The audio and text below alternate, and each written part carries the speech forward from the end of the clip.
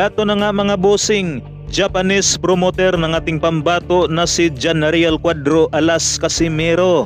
Nagbigay na nga po ito ng update kung sino ang posibleng makakasagupa ni Casimero para sa susunod na taon. Nauna na ngang lumabas ang pangalan ni undefeated IBF number 1 contender na si Sam Goodman. Na umano'y nagpapakita nga raw ito ng interes sa Japanese promoter ni Casimero na gusto nga raw nito makikipagbakbakan sa ating pambato. Pangalawang pangalan naman ang lumabas para makikipagsalpukan kay Casimero. Walang iba kundi itong si Rais Alem, kung saan ay tinalo na nga po ito ni Sam Goodman.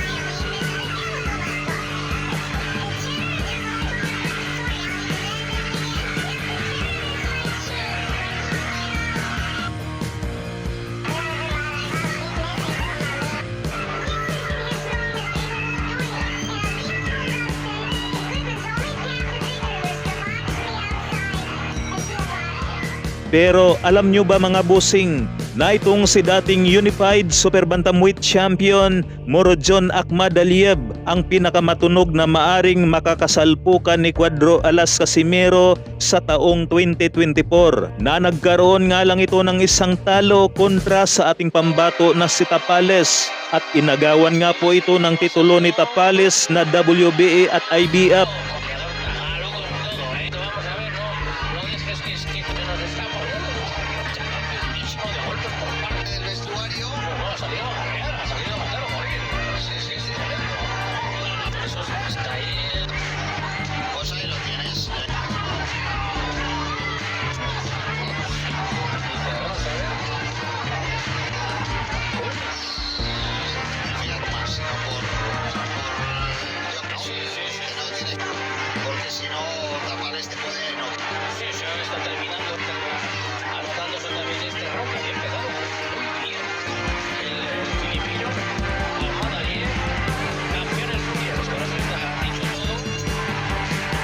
Para naman sa inyo mga bossing, sino dito sa tatlo ang inyong kursonada na itapat sa tinaguriang angas ng Pinas?